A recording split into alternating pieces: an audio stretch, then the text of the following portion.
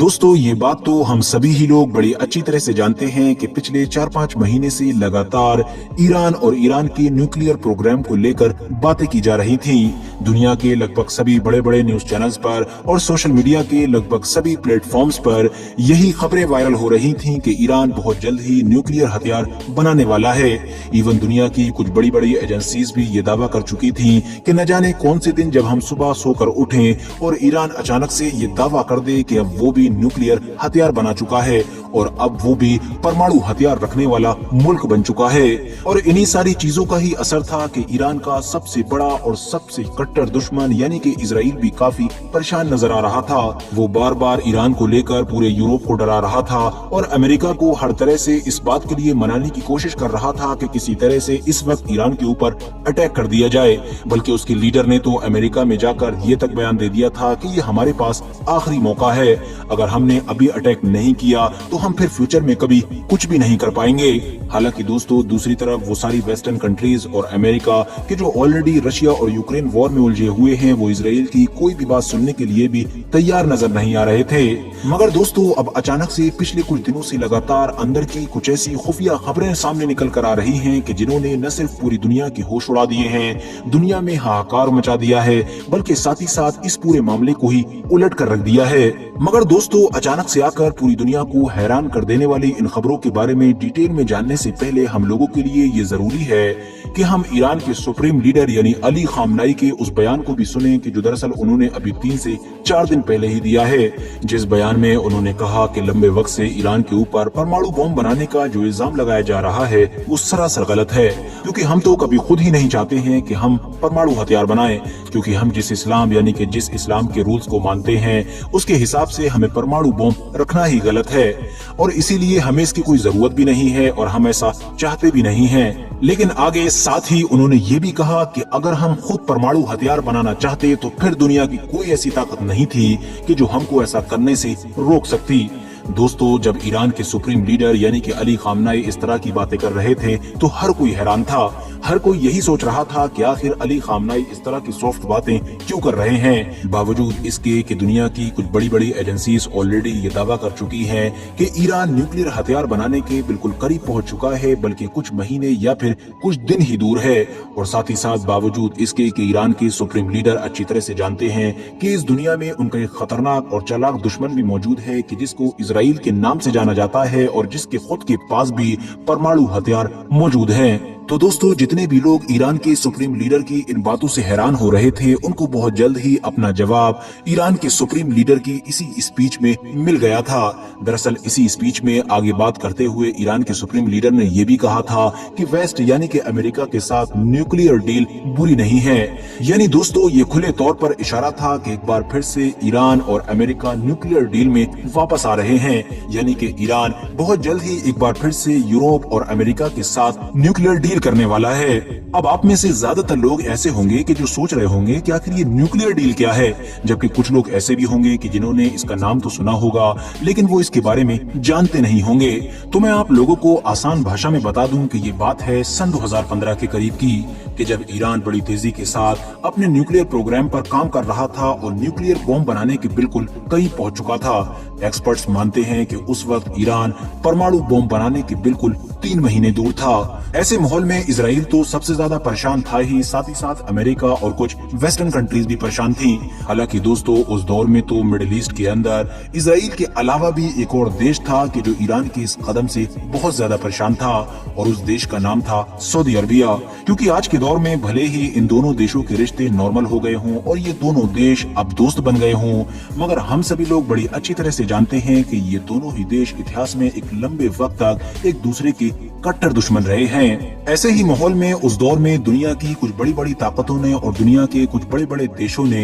Iran को हर तरह से मनाने की कोशिश की और आखिरकार वो उसको टेबल पर लाने में कामयाब हो गए, यानी उसके साथ समझौता करने का फैसला किया। इस समझौते में जहां एक तरफ ईरान था तो वहीं दूसरी तरफ बहुत सारे देश थे। इन बहुत सारे देशों में से सबसे पहले तो यूनाइटेड नेशन सिक्योरिटी काउंसिल का ग्रुप था कि जिसके 5 परमानेंट मेंबर हैं, यानी कि रशिया, चाइना, फ्रांस, यूके और अमेरिका। जब जबकि यूरोपियन यूनियन भी शामिल था कि जिसमें हम सभी जानते हैं कि यूरोप के ज्यादातर देश शामिल हैं। उसके अलावा जर्मनी भी शामिल था। इन सारे ही देशों ने मिलकर ईरान के साथ समझौता किया। इस समझौते को अगर ऊपर ऊपर से आसान भाषा में समझें तो आप ये समझिए कि इस समझौते के तहत जहां एक तरफ ईरान ने इन सारी ही ताकतों से ये वादा किया था कि अब वो परमाणु बम नहीं बनाएगा, अपने न्यूक्लियर प्रोग्राम को पूरी तरीके से बंद कर देगा, तो वहीं दूसरी तरफ इन सारी बड़ी ताकतों ने भी ईरान से ये वादा किया था कि उसके ऊपर से वो सारे सैंक्शंस यानी कि प्रतिबंध हट जाएंगे कि जो अमेरिका ने या फिर यूरोपियन यूनियन ने या फिर यूनाइटेड नेशंस ने लगाए थे। और इस तरह से अब ईरान की इकोनॉमी भी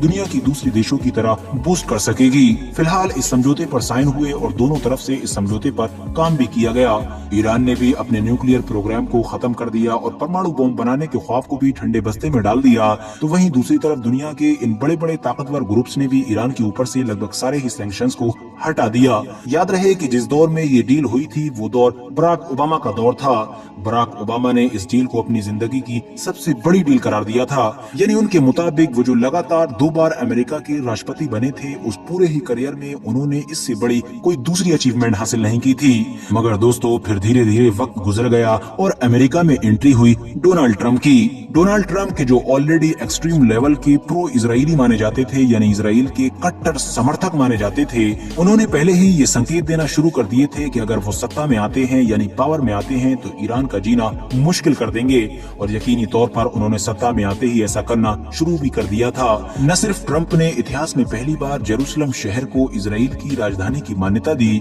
बल्कि साथ ही साथ अमेरिका को ईरान के साथ जो न्यूक्लियर डील हुई थी उससे भी पीछे खींच लिया। साथ ही साथ ईरान के ऊपर वही सारे सैंक्शंस एक बार फिर से लगाना शुरू कर दिए कि जो किसी दौर में उसके ऊपर लगे हुए थे। ईरान के साथ जब ये सब कुछ हो रहा था तो ईरान परेशान तो काफी था, मगर फिर भी एक लंबे वक्त तक उसने सब्र किया। और सब्र की वजह ये थी क्योंकि यूरोप की वो बड़ी 3 कंट्री यानी कि यूके, फ्रांस और जर्मनी की जो ऑलरेडी इस न्यूक्लियर डील में शामिल थी, उन्होंने ईरान को इस बात का भरोसा दिलाया था कि वो फिर से कुछ न कुछ जरूर करेंगे। क्योंकि ट्रंप के इस कदम से खुद यूरोप की ये कंट्रीज भी खुश नहीं थी, बल्कि उनको ये खतरा महसूस हो रहा था कि अगर हम लोग ऐसा कदम उठाएंगे तो ईरान एक बार फिर से वही कोशिशें शुरू कर देगा कि जो वो 2015 से पहले करता आ रहा था। लेकिन दोस्तों जब धीरे धीरे ईरान को ये एहसास हो गया कि यूके, जर्मनी और फ्रांस जैसे देश भी सिर्फ उसको भरोसा ही दे रहे हैं मगर प्रैक्टिकली कुछ कोशिश नहीं कर पा रहे हैं, तो उसने एक बार फिर से वही सारे कदम उठाने शुरू कर दिए कि जो वो 2015 से पहले कर रहा था, यानी अपने न्यूक्लियर प्रोग्राम पर काम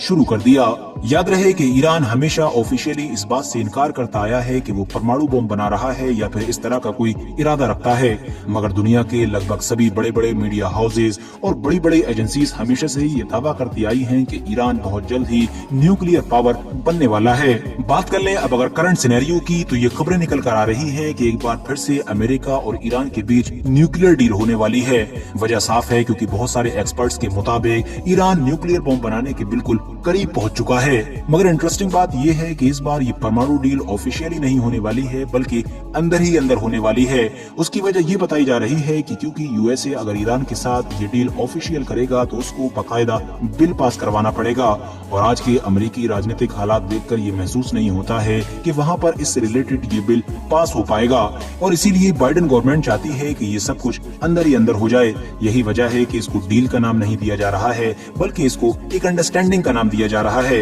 यानी दुनिया के 2 देशों के बीच आपस में मशवरा करके कुछ चीजों को लेकर बस आपस में कुछ समझौता हो रहा है। इस बार के इस समझौते में ये माना जा रहा है कि जहां एक तरफ यूएसए की ईरान से ये डिमांड है कि वो अपने न्यूक्लियर प्रोग्राम को काफी लिमिटेड कर दे, यानी जो परमाणु बम बनाने का ख्वाब है उसको एक बार फिर से खत्म कर दे, और साथ ही साथ उसके जो कुछ कैदी हैं वहां की जेलों में बंद उनको आजाद कर दे, तो वहीं दूसरी तरफ यूएसए बदले में ये गारंटी देगा कि ईरान के ऊपर से ज्यादातर सैंक्शंस को हटा दिया जाएगा, जितने भी प्रतिबंध वगैरह लगे हुए हैं। और साथ ही साथ ईरान का ऐसा बहुत सारा मालो दौलत कि जो दुनिया के अलग अलग देशों में मौजूद है और उसको फ्रीज कर दिया गया है, उसको भी एक बार फिर से ईरान के लिए रिलीज कर दिया जाएगा। और जाहिर है जैसा कि हम सभी जानते हैं कि ईरान का वो सारा पैसा, वो सारा मालो दौलत कि जो इस वक्त दुनिया के अलग अलग देशों में यूएसए की तरफ से फ्रीज किया गया है, वो इतना ज्यादा है कि अगर ईरान में वापस आएगा तो उसकी इकोनॉमी को एक नया बूस्ट देगा। साथ ही साथ अगर उसके ऊपर से ज्यादातर प्रतिबंध हट जाएंगे तो वो न सिर्फ वेस्टर्न कंट्रीज के साथ बल्कि दुनिया के बहुत सारे देशों के साथ और भी आगे बढ़ चढ़कर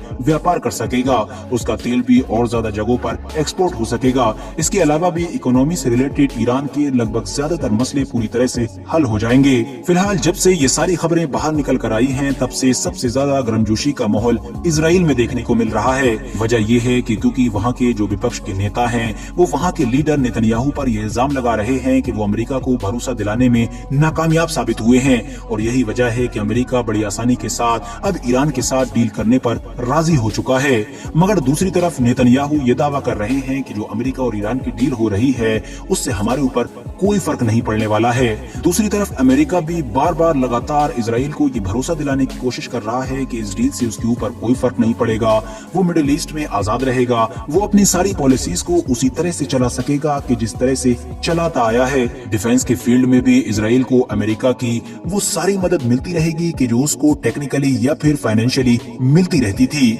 मगर दोस्तों, भले ही अमेरिका इजराइल को कितना भी भरोसा दिलाने की कोशिश करता हो, एक्सपर्ट्स का यही मानना है कि इस डील से इजराइल को बहुत बड़ा झटका लगा है, क्योंकि इजराइल इतिहास में हमेशा से ही ईरान के ऊपर ज्यादा से ज्यादा प्रतिबंध लगाने की मांगे करता आया है, और वो जानता है कि इन सैंक्शंस के बावजूद भी उसको ईरान को कंट्रोल करने में कितनी ज्यादा दिक्कतें हुआ करती थी। अगर ये सैंक्शंस हटेंगे तो ऑटोमेटिकली ईरान और भी लंबी छलांग लगाने में कामयाब हो सकता है। इसके अलावा जहां तक मामला ईरान के न्यूक्लियर प्रोग्राम का है, तो इसको लेकर भी इजराइल के अंदर से लोग यही सवाल कर रहे हैं कि आखिर इस बात की गारंटी कौन लेगा कि इस डील के बावजूद भी ईरान छुप छुप कर अपने न्यूक्लियर प्रोग्राम को नहीं चलाएगा। फिलहाल दोस्तों, आज की अपनी वीडियो को हम यहीं पर खत्म करते हैं। उम्मीद करता हूं कि आज की ये वीडियो आप लोगों को इन्फॉर्मेटिव लगी होगी और बहुत ज्यादा पसंद आई होगी। वीडियो पसंद आने पर न सिर्फ वीडियो को लाइक करें, बल्कि अपने फ्रेंड्स के साथ भी जरूर शेयर करें, और इसी तरह की नॉलेजेबल और हिस्टोरिकल वीडियोस हमेशा देखने के लिए हमारे इस चैनल को सब्सक्राइब करने के साथ साथ बेल आइकन को भी